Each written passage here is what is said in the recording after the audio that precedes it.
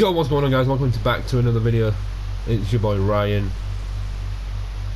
Today in this video we are going to be playing a bit of Call of Duty in the background, but I'm really going to be speaking about CMT, what it is, and what can happen if you have it. Well, let's just start off whilst we're waiting for a game to load.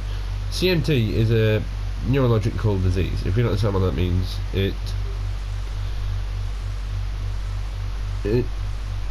can damage your peripheral nerves.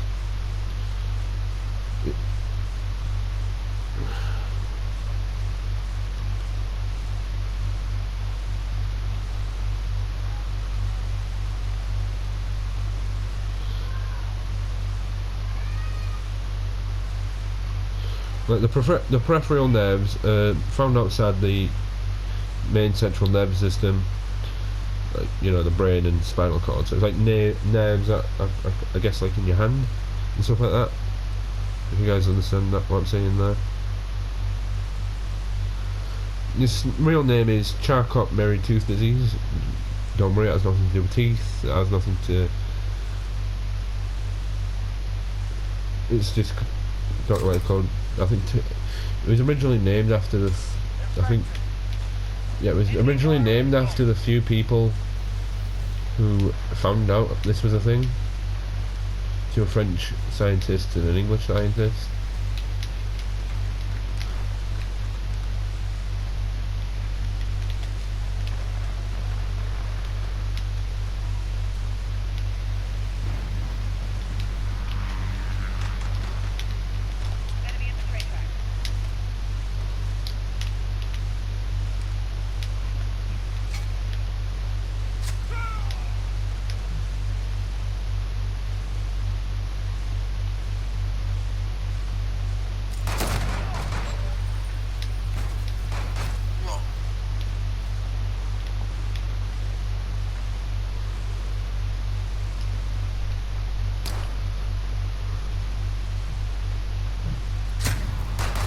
Oh fuck! Oh, sorry, I'm not paying attention. You can get CMT in many different ways. The most common way is getting it off a family member. If you know what I mean, like, it can be passed down through generations. Like, I got it off my dad, and he got it off his dad.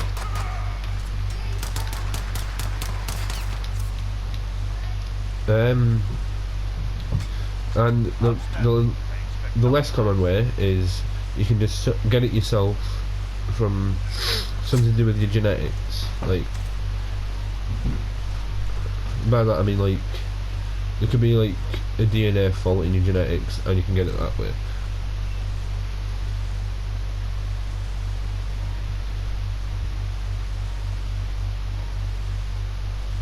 Your peripheral nerves are the ones that control what's got, like, it's the ones that pass the commands from your brain to your muscles. Like, I may have it, but I can still do stuff. So basically, if it gets really bad, at worst you're going to be in a wheelchair.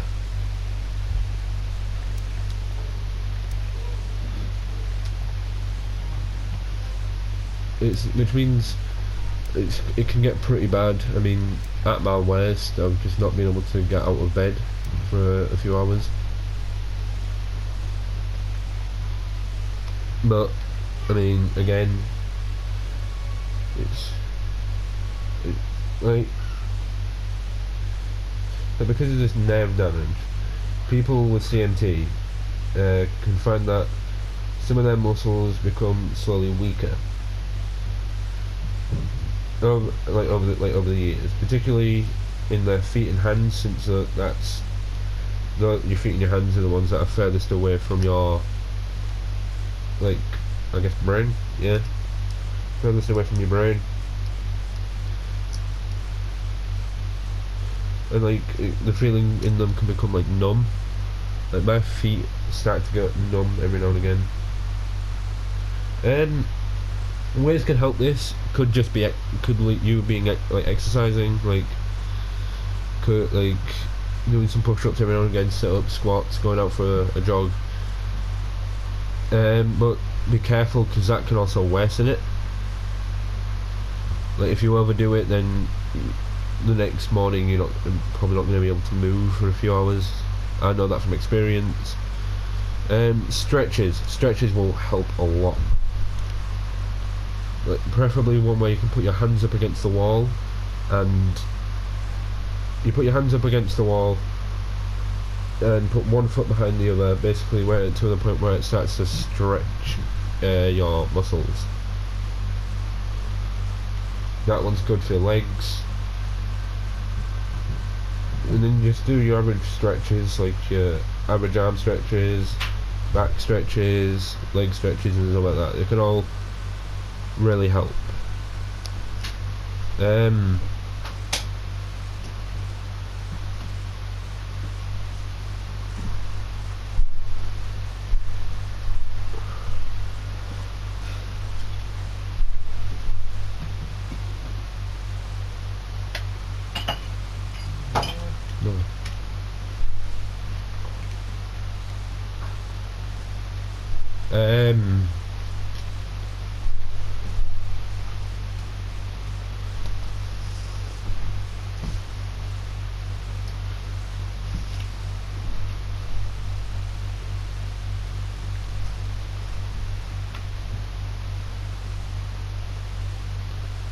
You don't feel sensations that much.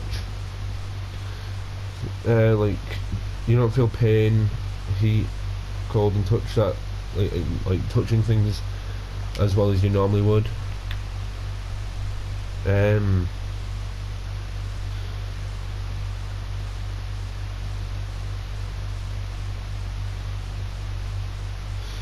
also the more damaged your nerves can get, the worse it can get.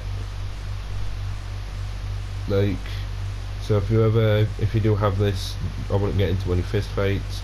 I wouldn't really do anything that could damage your body. Let's say that.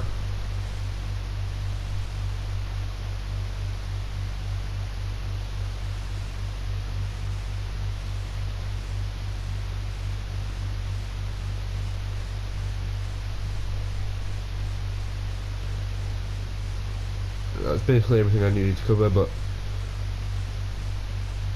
if you don't know if you have this, but you are showing some things like your muscles getting weaker over time, nerves aren't really, like nerves in your hands and feet are feeling a bit numb, the way to get this tested is through your blood. So next time you can go to your nearest GP and get a blood taken, so you know that if you have it or not. And if you have it, and if you're ever planning on having kids, your kids could get it off you. There's about 50-50 chance of you getting it. There's a 50-50 chance of your kids getting it. Like, the thing is, with me, my granddad had it bad. My granddad actually fucking ended up in a wheelchair because of it. But it wasn't that noticeable in my dad. My dad didn't actually know he had it until after me, after I checked with it.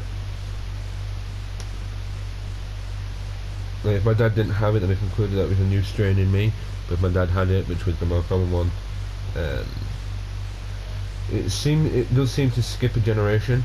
So say it's quite bad in you, then it may skip your kids, if they get it. So I'd still get them tested for it, and if they get it, if they ever have kids, then it might be worse in the kids than them.